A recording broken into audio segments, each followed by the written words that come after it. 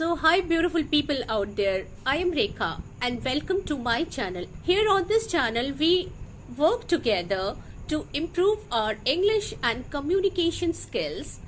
We listen to experts, we invite guests so that they can throw light on different aspects of learning English and speaking English, and they are well accomplished in their own field. One thing is very common about them, they are very passionate about learning and they make differences in their life. We share all these things with you so that you can embark on your own journey of self transformation and get the highest potential of your life. So today we have another guest with us, Dr. Anjali Gorang, very gorgeous and beautiful professor, lecturer from Punjab University. So, ma'am, I'm going to take a deeper dive into your life. Yeah. So, just Yes. can you share your journey of life, what you are today? How did you get here? Right.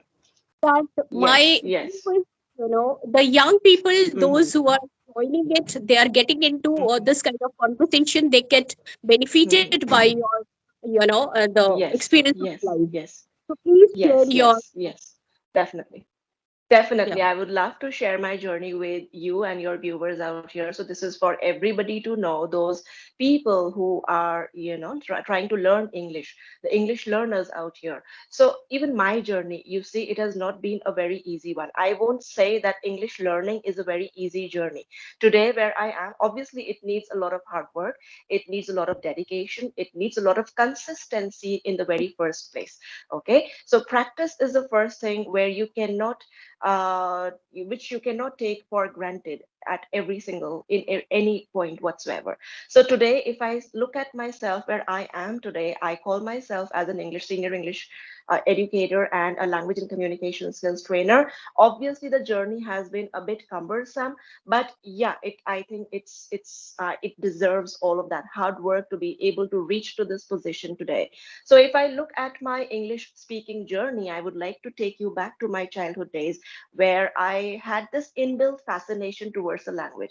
When I used to read my English books, I still remember even before the teacher used to do a particular story or a particular play in the class, I used to read it beforehand. I used to sit in the class. Uh, Absolutely prepared with the themes, with the storyline, with the summary of the story, with the characters, everything. So there was this inbuilt, this inherent interest towards the subject in the very first place that then grew into, that curiosity, that inquisitiveness that just kept on growing. And at one point of time, I just felt that, okay, I just had this uh, a wrong notion or a wrong opinion that, okay, if I can read English properly, or if I can maybe, understand English properly, then maybe I'm perfect with this language. But my this thing paradise got shattered when I did my first stage presentation. So that was the time when I participated in, I think that was an inter-school debate competition, not inter-school, I think it was inter-house debate competition. I went on the stage for the very first time, absolutely confident that, okay, English is something that I'm very good at. I'll be able to speak very well. Okay. But then when I faced that actual stage fear, that I got face to face with the language in totality. Okay. So, like, if you are fluent with English, if you can speak it very well, if you can read the language very well, perfectly, if you can understand it, if you can grasp, if you can comprehend the information properly, that is just not enough. Communication skills is also a major part of it, right? So if we just say that anybody who is fluent in English or who has a good hold over the language necessarily has to be a good communicator, that is absolutely wrong. Okay, so being fluent in English is completely different from being a good communicator. So these are different. Then I started working on it, then I started to practice with myself.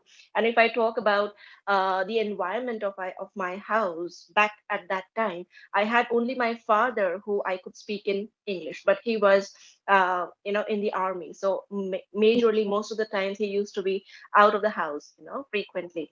So then I used to practice with my own self. I used to talk to myself. I used to read a story, or maybe like I watched a movie, and then I used to summarize the complete storyline to myself by the end of the day, or whatever I did throughout the day. So I used to like talk to my own self. I used to practice with my own self, and that practice somewhere. And yes, one very important point, if anybody, if any English learner has to improve on their pronunciation, I think listening to native English speakers will definitely help them out.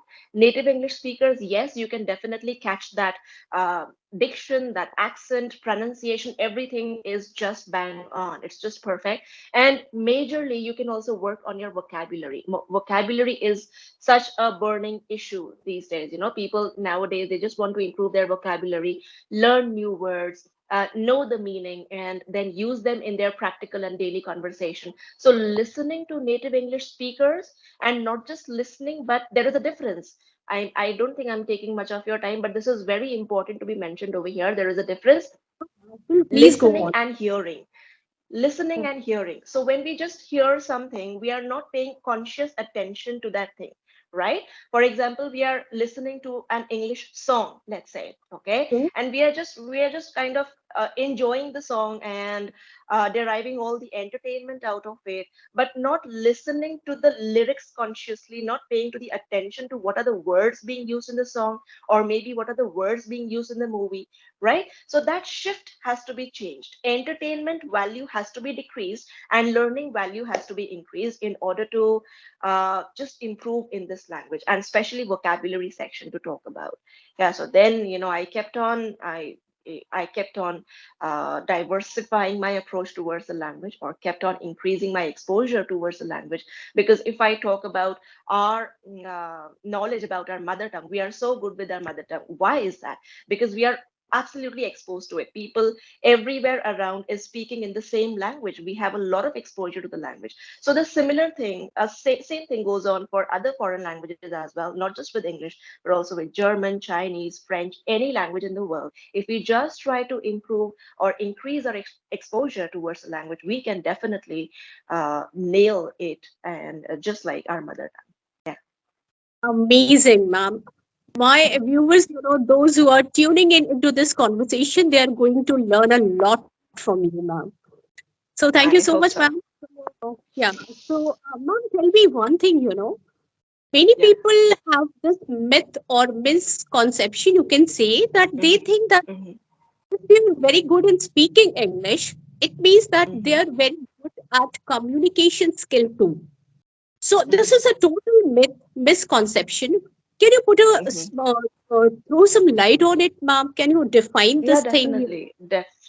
definitely. Those who believe, and I know there is this misconception looming around that, okay, anybody who is fluent in English, anybody who can speak English very well has to necessarily be a good communicator as well. This is a myth, as you termed it. I think you termed it appropriately over there. This is a myth.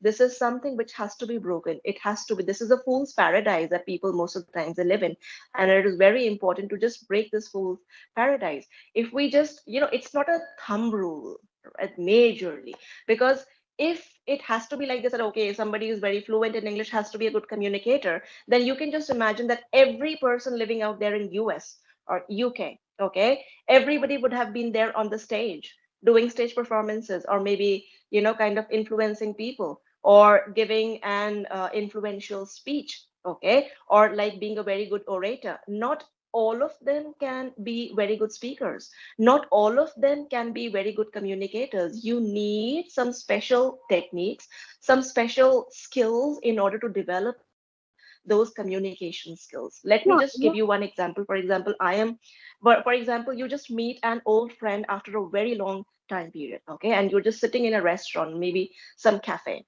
okay, and you are very good with your English. You are absolutely fluent. You just keep talking on and on and on without giving any chance to the other person to speak.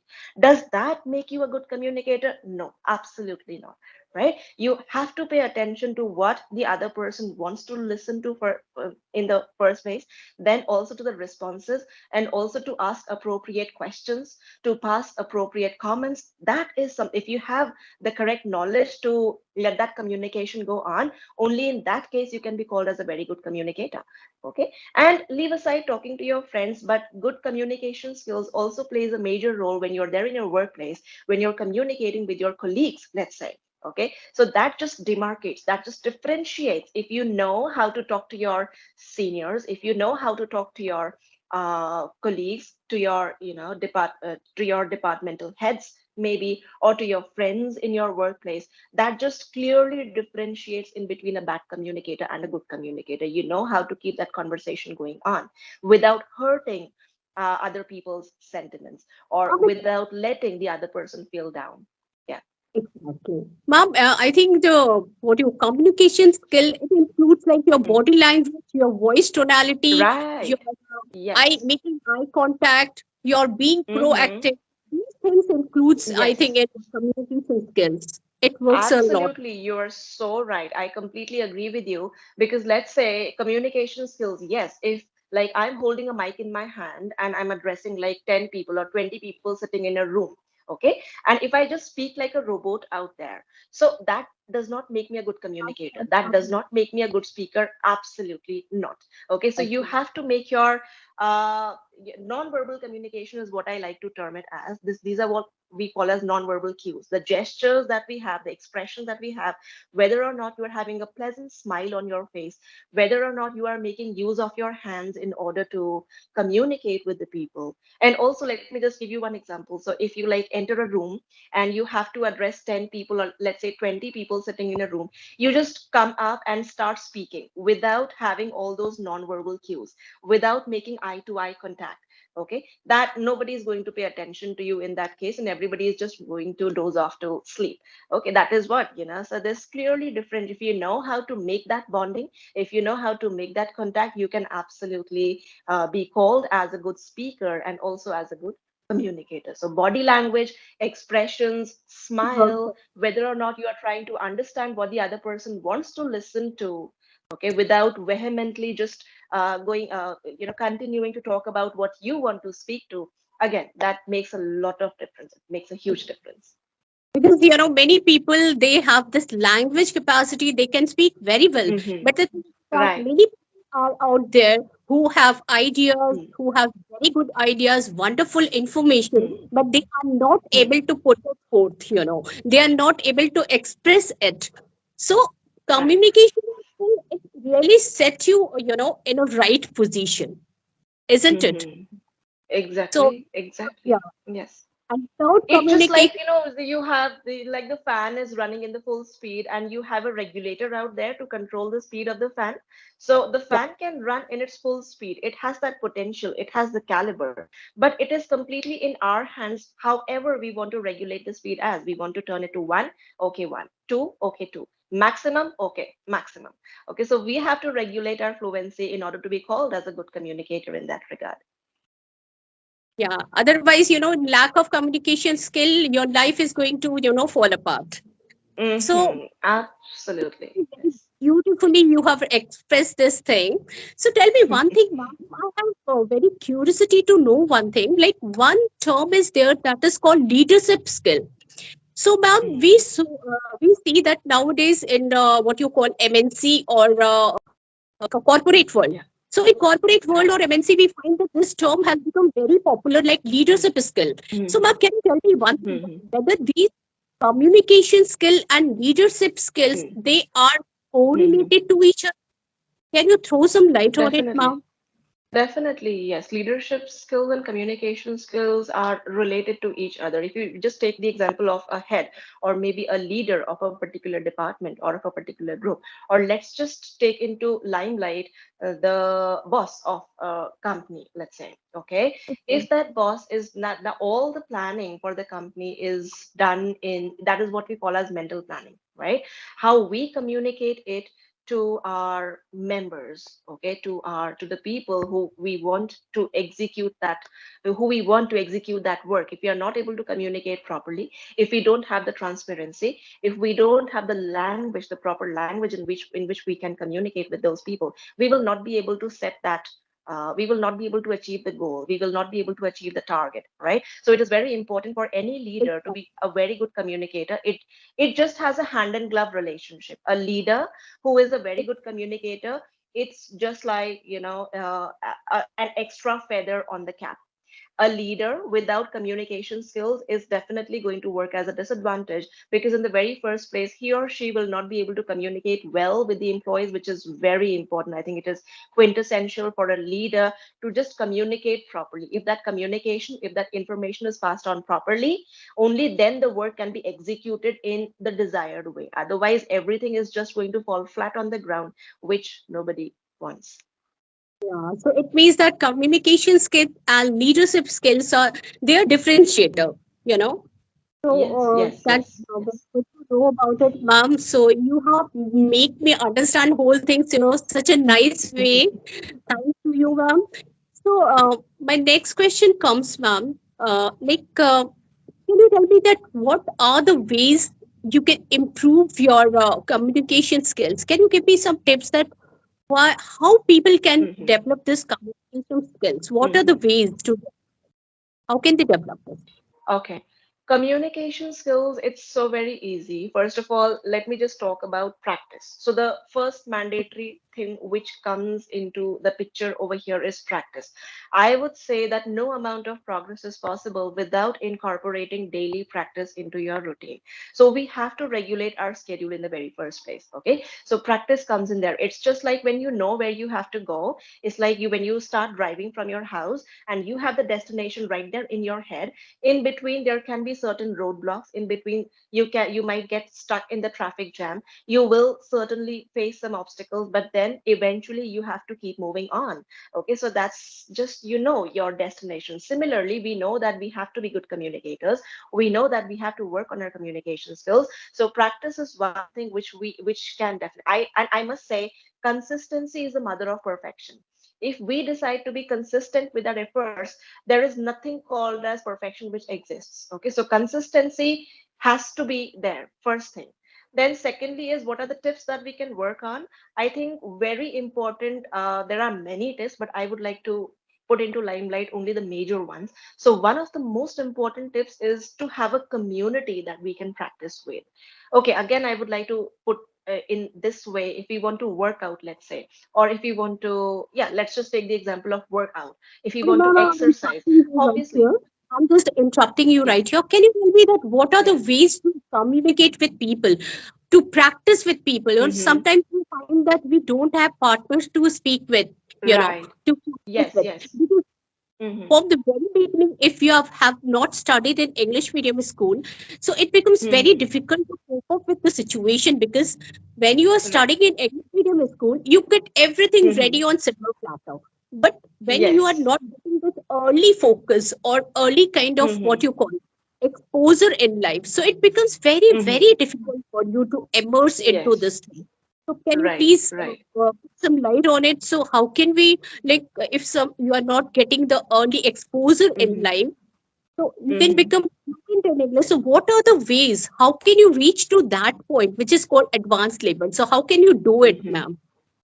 Please Yes, tell me. advanced level, I think it starts from a beginner level, and beginner level, it starts with practicing with your own self. So the very first thing is you have to start recording your own voice. Okay. So Okay. virtual conversations, the very first thing a person can do is, a learner can do is recording their own voice, having virtual conversations with their own selves. Very first thing. When they get absolutely comfortable in recording their own conversations, then they can jump on towards the next step, which is to have a community where they can practice with. Nowadays there is no paucity of communities all around social media. I think we have enough ample amount of people who are trying to reach the same goal. In Facebook also we see so many communities, English speaking communities which are there, so many groups which are there. So we have like-minded people, and if we are surrounded with like-minded people, we will not hesitate. So those people who are absolutely obsessed with the idea of perfection, let's say, and those who are scared of being judged, they can join this community, they can join these groups, and they can practice with each other. They can record their videos first of all, okay, and they can post it in there, so they have the feedback of not just one person but the feedback of every person out there. First thing, right? Then the second method is to have a reliability partner. Just imagine that if you have a reliability partner with whom you are very comfortable sharing your progress with, and you can just call that person once in a while. Okay, like once in a week or once in 2 weeks, whichever frequency suits you the best. You can just call up that person, check on that person whether he or she has been able to accomplish his goals, and then communicate in English with each other. Okay, so this is how you grow your group, your community as well, and this is how you get comfortable with speaking to people who are outside your zone. Very important, we speak to people who we are very comfortable with. We speak to our friends, we speak to our family members, we speak to our colleagues, but these are the people who we are very comfortable with.